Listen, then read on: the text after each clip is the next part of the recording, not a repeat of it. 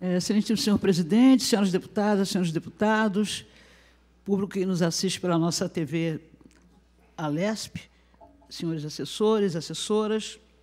Inicialmente, eu tenho muito prazer de cumprimentar aqui o professor Jair, a coordenadora Daniela, que trouxeram aqui os alunos do Colégio Ângulo, Aldeia da Serra, lá de Barueri. Obrigada pela presença, que Deus os abençoe e proteja, e é muito bom que a gente tem aí na nossa galeria pessoas ligadas à educação e que querem saber como é que a casa funciona. É bom que todos venham sempre no primeiro expediente. Senhor presidente, eu tenho um caso aqui um pouco triste para relatar, que é os dados do Ministério da Saúde foram divulgados no último dia 21 de maio e estão mostrando que uma coisa muito ruim, que é o risco de suicídio, aumentou 12% na população jovem negra e é 45% maior do que entre a população de brancos. Segundo esse levantamento, adolescentes e jovens negros têm maior chance de cometer suicídio, principalmente na faixa etária de 10 a 29 anos. A diferença ainda é maior entre os jovens do sexo masculino, que têm chance de suicídio 50% maior do que não negros neste grupo.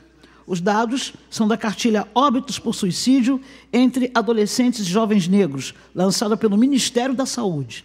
A conclusão que os especialistas chegaram é que esses dados têm relação direta com o racismo que existe na sociedade, mas a população negra deste país nem precisa de estudo para saber dos graves danos emocionais e psicológicos causados pelo racismo. Apesar de ter um impacto maior entre os jovens negros, quero chamar a atenção para esse problema de um modo geral. Jovens cometendo suicídio é sinal de sociedade adoecida.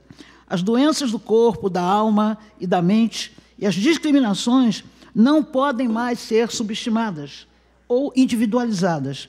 Elas devem ser tratadas de forma coletiva e devem ser vistas como questão de saúde pública, considerando as especificidades com as questões raciais e sociais, por exemplo.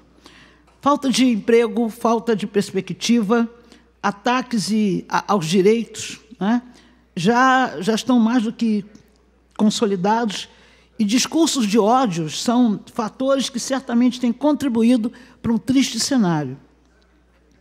O adoecimento psicológico não pode ser tratado como algo pontual, botando a culpa na pessoa. Não é falta do que fazer, não é firula, não é nada disso. Nada disso. As doenças psicológicas, principalmente a depressão, e tem muita gente com depressão, tem atingido as pessoas de todos os segmentos, pobres e ricos, negros e não negros. Mas é evidente que aqueles que já são mais vulneráveis são os primeiros a sentir os impactos, ou seja, os mais pobres, os que não têm acesso, os que não têm condição, oportunidade de inclusão, são as pessoas que estão sentindo mais depressão. Nós estamos vivendo um adoecimento social que exige atenção e políticas públicas para combatê-lo.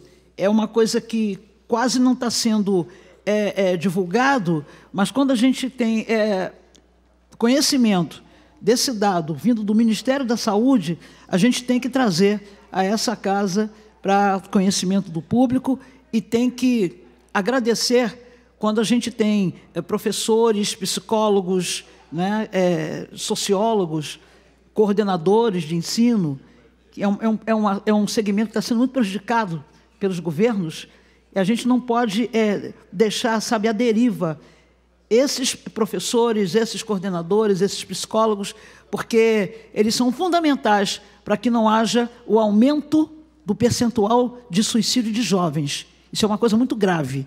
E a gente tem que trazer, é uma coisa que nos entristece muito, mas a nossa obrigação é dar um alerta do retrocesso que acontece no Brasil quando a educação está sendo maltratada, a educação está sendo destruída, estão desmontando as coisas boas que existem no nosso país. Muito obrigada, senhor presidente,